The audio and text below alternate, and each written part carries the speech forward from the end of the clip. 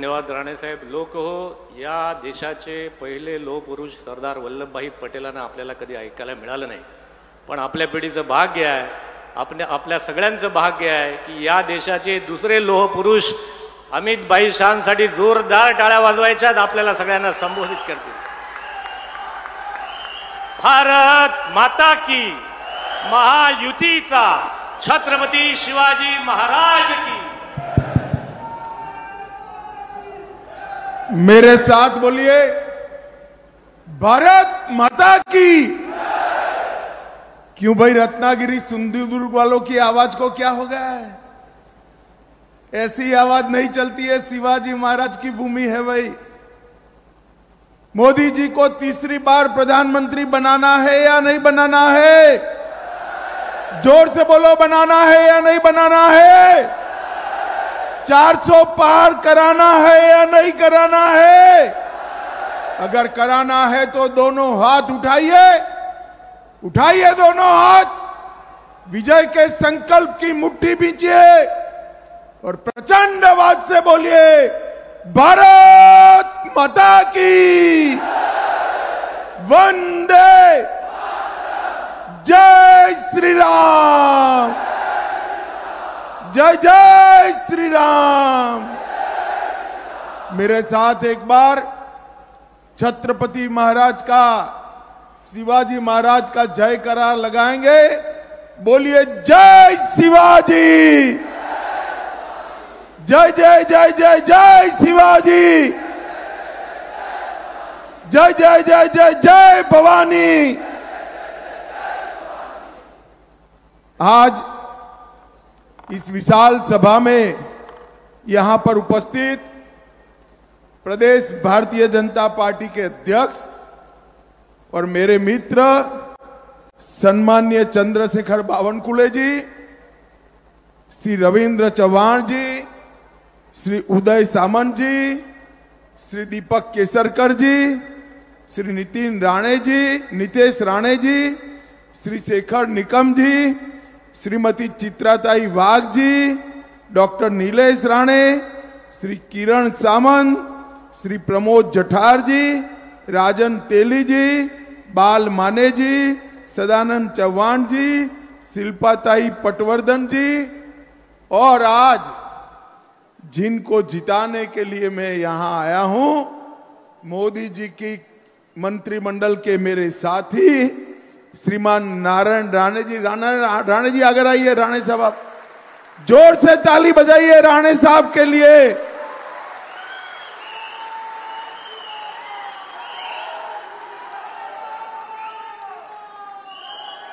और आज इस विशाल सभा में आए हुए प्यारे भाइयों, बहनों, माताओं और मेरे जिगर के टुकड़े जैसे युवा मित्रों, आप सभी को मेरा राम राम. मित्रों, मेरा सौभाग्य है कि आज कोंकण सिंधुदुर्ग की इस भूमि पर, रत्नागिरी सिंधुदुर्ग की इस भूमि पर मैं आप लोगों के सामने खड़ा हूं. ऐतिहासिक सिंधुदुर्ग किला जो आज भी पूरी दुनिया को हिंदवी स्वराज की याद दिलाता है, वो यहीं पर स्थित है. यहीं पर से शिवाजी महाराज ने न केवल दिल्ली तक, दिल्ली से बाहर भी पूरे समंदर को हिंदुत्व की स्थापना के लिए वर्चस्व लाने का काम शिवाजी महाराज ने किया था. भाइयों बहनों, ये रत्नागिरी तिलक महाराज का भी जन्मभूमि है. लोकमान्य बाल गंगाधर तिलक जी ने शिवाजी के बाद पहली बार कहा कि स्वराज मेरा जन्मसिद्ध अधिकार है, और अंग्रेजों को ललकारने का काम तिलक महाराज ने किया.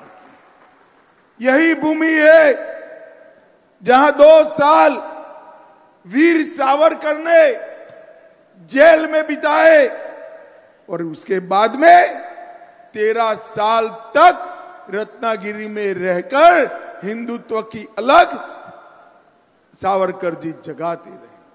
और यही भूमि है जहां दो भारत रत्न बाहर आए हैं, श्री पीवी काणे और धोंडो केशव कर्वे जी। ये दोनों ने भारत में इस भूमि को बहुत सम्मान दिलाने का काम किया है।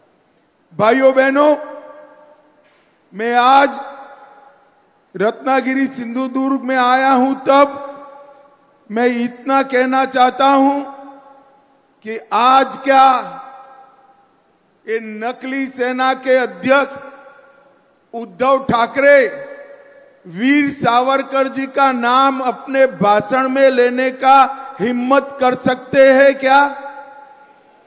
बोलिए, कर सकते हैं क्या? अगर सावरकर का नाम लेने से शर्म आती है तो काय की शिवसेना के अध्यक्ष उद्धव जी आप नकली शिवसेना चला रहे हो? असली शिवसेना एकनाथ शिंदे के साथ। भाई और बहनों, ये चुनाव जो है मोदी जी को तीसरी बार प्रधानमंत्री बनाने का चुनाव। श्रीमान राणे के सामने कमल के निशान पर आप बटन दबाएंगे और राणे जी को वोट दोगे, एक एक वोट मोदी जी को तीसरी बार प्रधानमंत्री बनाने का काम है। भाई और बहनों, मोदी जी को तीसरी बार प्रधानमंत्री बनाने का मतलब है देश को समृद्ध करना। मोदी जी 10 साल से मनमोहन सिंह 11वें नंबर पे हमारे अर्थतंत्र को छोड़कर गए थे, मोदी जी 5वें नंबर पर लाए। मैं आज एक मोदी गारंटी बताकर जाता हूं, आप तीसरी बार प्रधानमंत्री बना दो, भारत के अर्थतंत्र को संसार में तीसरे नंबर पर मिले। भाइयों बहनों, मोदी जी को प्रधानमंत्री बनाने का मतलब है देश को सुरक्षित बनाना। मुझे बताओ रत्नागिरी सिंधुदुर्ग वालों, ये कश्मीर जो है हमारा है या नहीं है? जोर से बोलो, है या नहीं है? कश्मीर हमारा है, मगर एक खरगे साहब कहते हैं राजस्थान और महाराष्ट्र वालों का कश्मीर से क्या लेन देन। अरे खरगे साहब, आप 80 पार की आयु पार कर गए, मगर रत्नागिरी सिंधुदुर्ग वाले को जान नहीं पाए। रत्नागिरी सिंधुदुर्ग का बच्चा बच्चा कश्मीर के लिए अपनी जान दे सकता है, जान दे सकता। भाई और बहनों, मुझे बताइए, कश्मीर से धारा 370 हटनी चाहिए थी या नहीं हटनी चाहिए थी? जोर से बोलिए, हटनी चाहिए थी या नहीं हटनी चाहिए थी? 70 साल से इस Sharad Pawar and company, Congress and company, जिनकी गोदी में उद्धव जी बैठे हैं, वो 70 साल से धारा 370 को एक अनाथ बच्चे की तरह गोद में बिठाकर खिलाते थे। आपने मोदी जी को दूसरी बार प्रधानमंत्री बनाया। 5 अगस्त 2019 को मोदी जी ने धारा 370 को समाप्त कर दिया और कश्मीर हमेशा के लिए भारत के साथ। उस वक्त मैं उद्धव जी को पूछना चाहता हूं, आप जिनके साथ मुख्यमंत्री बनने के लिए जिनकी चरण में पड़े, जिनके पैर में पड़े, वो कांग्रेस पार्टी और शरद पवार क्या कर रहे थे? वो कांग्रेस पार्टी और शरद पवार धारा 370 हटाने का विरोध कर रहे। भाई और बहनों, राहुल बाबा पार्लियामेंट में खड़े हुए और उन्होंने कहा 370 मत हटाइए। मैंने कहा क्यों ना हटाए? तो उन्होंने कहा कश्मीर में खून की नदियां बह जाएगी। अरे राहुल बाबा, 5 साल हो गए, खून की नदियां छोड़ो, किसी की कंकड़ चलाने की हिम्मत नहीं है। कंकड़ चलाने ये नरेंद्र मोदी सरकार है। कश्मीर के अंदर लाल चौक पर जाना दुष्कर था, आज लाल चौक पर कृष्ण जन्माष्टमी का जुलूस आन बान और शान के साथ निकल रहा है। भाइयों और बहनों, मैं आज उद्धव जी को पूछना चाहता हूं, उद्धव जी, महाराष्ट्र की जनता के सामने, बाला साहब के अनुयायियों के सामने स्पष्ट कर दो, आपको मुख्यमंत्री पद चाहिए या धारा 370 के संरक्षक कांग्रेस और एनसीपी चाहिए। और आपको भी तय करना है भाइयों बहनों, जो अपनी गद्दी संभालने के लिए, गद्दी प्राप्त करने के लिए शरद पवार और राहुल गांधी के शरण में जाए, वो महाराष्ट्र का गौरव नहीं संभाल सकते, महाराष्ट्र का गौरव नहीं संभाल सकते। भाइयों बहनों, 10 साल तक सोनिया मनमोहन की सरकार चली इस देश में। आए दिन पाकिस्तान से आलिया, मालिया, जमालिया घुस जाते थे, बम धमाके करते थे, चले जाते थे। मौनी बाबा मनमोहन सिंह मौन लगाकर दिल्ली में बैठे रहे, क्योंकि उनकी वोट बैंक की उनको चिंता थी, वोट बैंक की। उनकी वोट बैंक कौन है मालूम है ना आपको? मालूम है या नहीं है? कांग्रेस की वोट बैंक कौन है मालूम है या नहीं है? भाइयों बहनों, आपने मोदी जी को 14 में प्रधानमंत्री बनाया, उरी और पुलवामा में पाकिस्तान के आतंकवादियों ने हमला किया, 10 ही दिन में मोदी जी ने सर्जिकल स्ट्राइक, एयर स्ट्राइक कर पाकिस्तान के घर में घुसकर आतंकवादियों का सफाया करने का काम। अभी अभी छत्तीसगढ़ में भाजपा सरकार बनी, 29 नक्सलवादी मारे गए। ये कांग्रेस पार्टी कहती है ये फेक एनकाउंटर है। अरे शर्म करो राहुल बाबा, शर्म करो। जिस नक्सलियों ने सैकड़ों लोगों की जान ली, उनकी बचाव करते हो, और उद्धव जी वो राहुल बाबा के शरण में बैठे हैं। भाइयों और बहनों, मुझे बताओ, अयोध्या में राम मंदिर बनना चाहिए था या नहीं बनना चाहिए? अरे जोर से बोलो, बनना चाहिए था या नहीं बनना चाहिए था?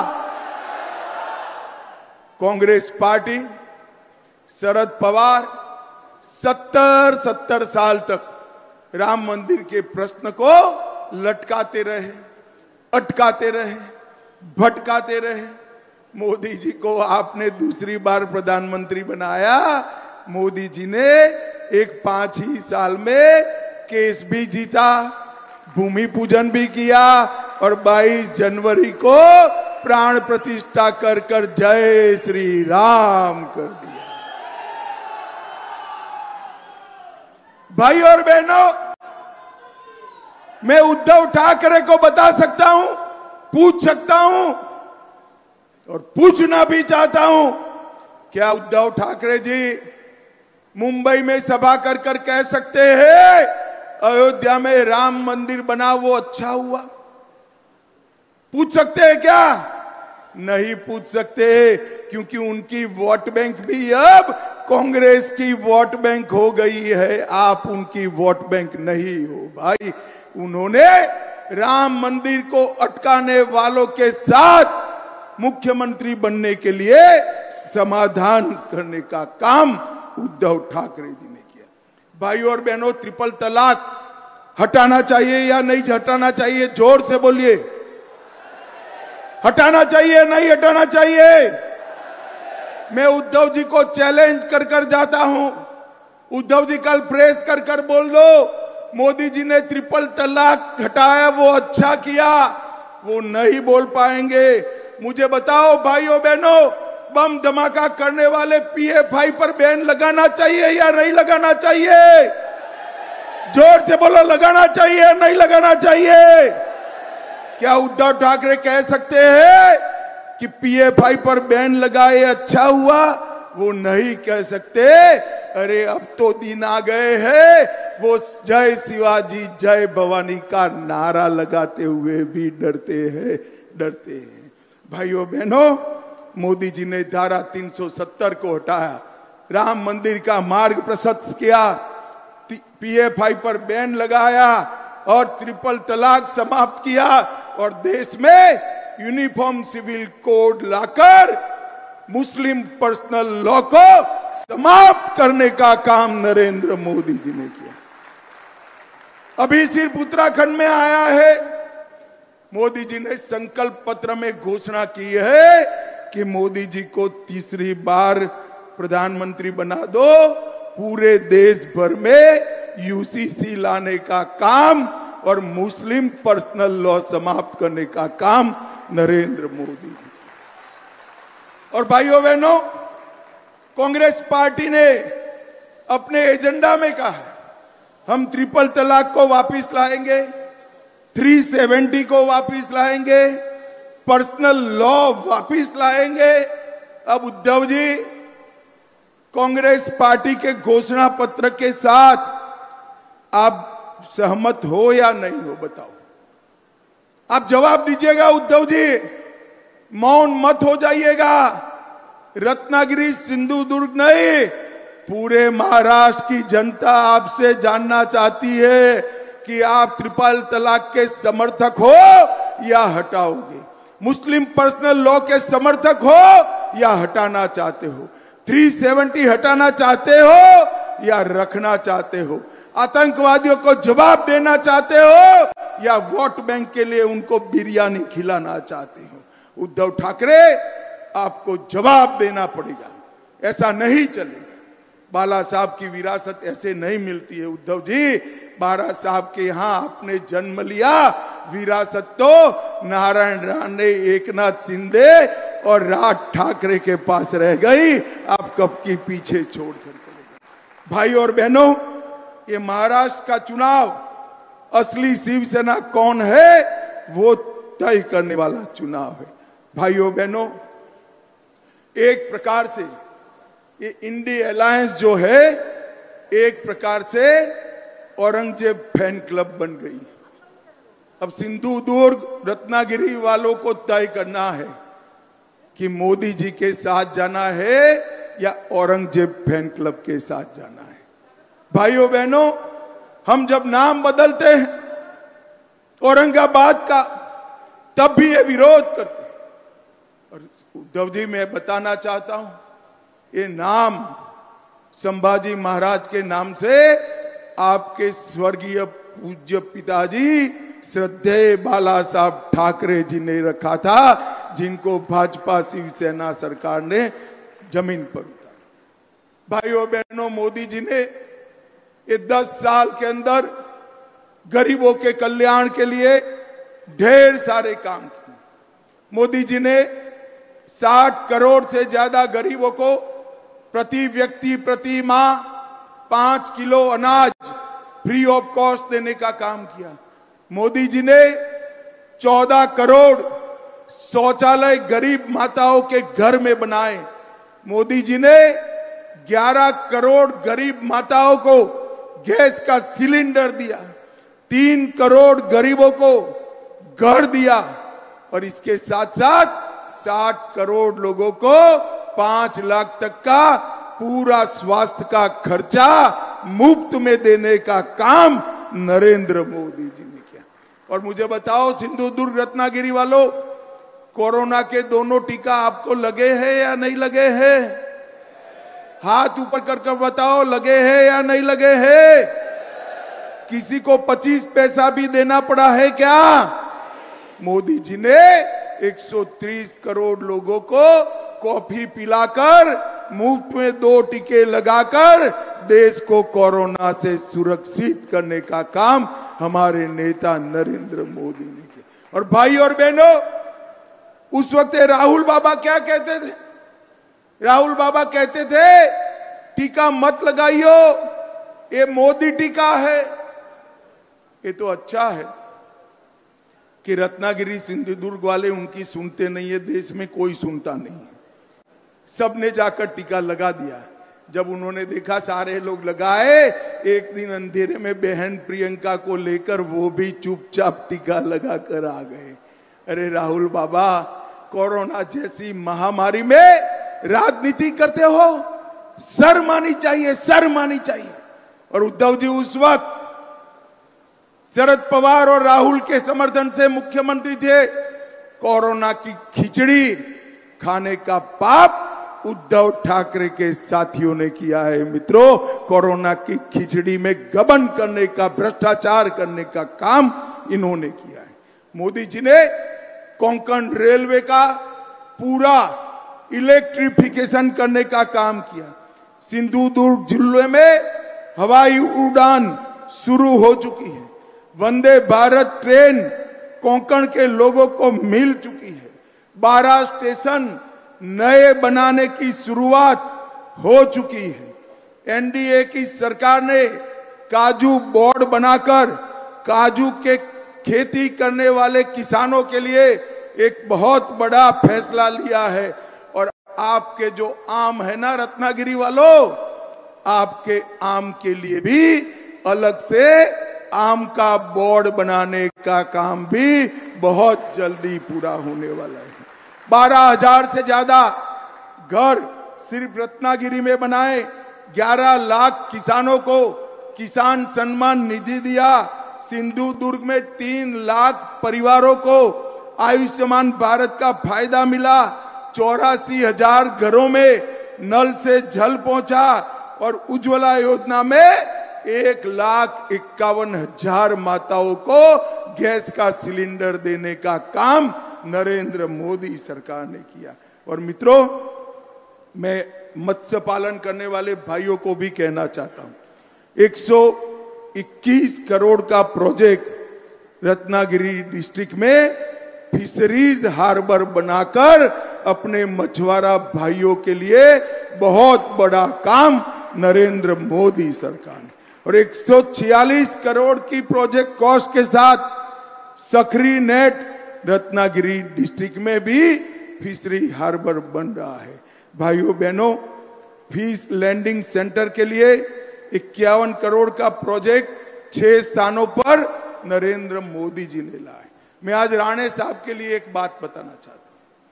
राणे साहब के मंत्रालय में, उनके नेतृत्व में, मोदी जी के मार्गदर्शन में विश्वकर्मा भाइयों के लिए 13,000 करोड़ का प्रोजेक्ट नरेंद्र मोदी जी ने चाहा। मैं मेरे मत क्षेत्र की बात करता हूं। सुथार हो, लुहार हो, मछुआरा हो, सुनार हो, जूते बनाने वाला मोची हो, इस प्रकार के 20 काम करने वाली छोटी छोटी जातियों को ट्रेनिंग भी दिया, साधन भी दिए और 13,000 करोड़ का लोन विदाउट गारंटी दिया। विदाउट गारंटी नहीं दिया, उसका एक बड़ा आदमी गारंटर है। ये 13,000 करोड़ की लोन का गारंटर अपना प्रधानमंत्री नरेंद्र मोदी है। नरेंद्र मोदी, उसको कोई गारंटी नहीं लानी है, घर नहीं लिख कर देना है, एफडी नहीं गिरो करनी है। मोदी जी की आबरू पर उसको 13,000 करोड़ का लोन।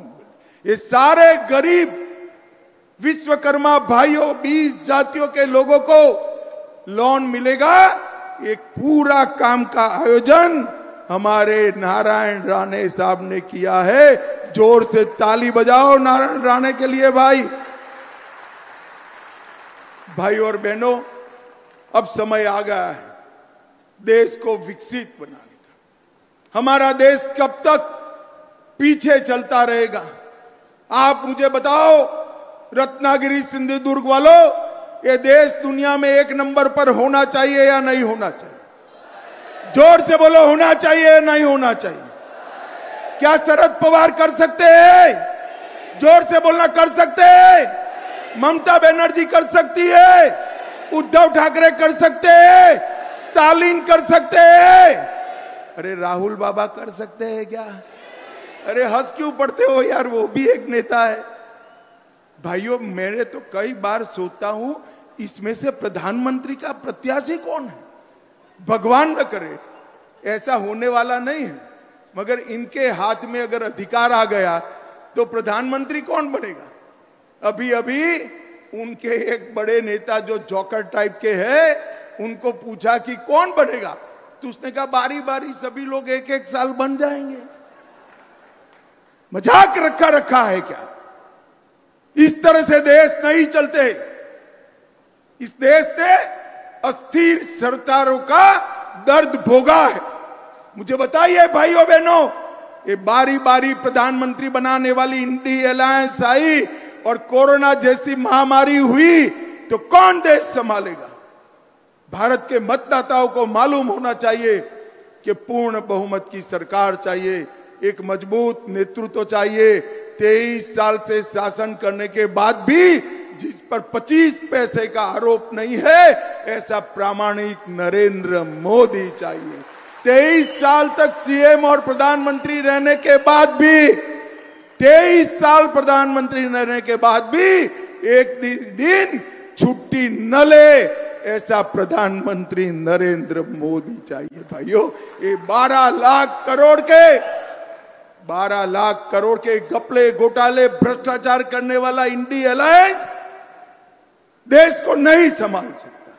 थोड़ी गर्मी बढ़ते ही थाईलैंड में छुट्टी मनाने जाने वाले राहुल गांधी देश को नहीं संभाल सकते। मित्रों, मैं आज आपको विश्वास के साथ कहने आया हूं, इस देश को नंबर 1 पर कोई ले जा सकते हैं तो मेरे और आपके नेता नरेंद्र मोदी ले जा सकते।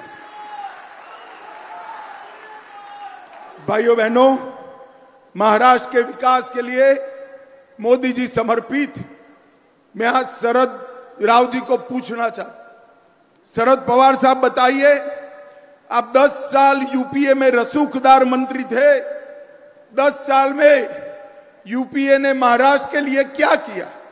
मेरा गला बैठ गया।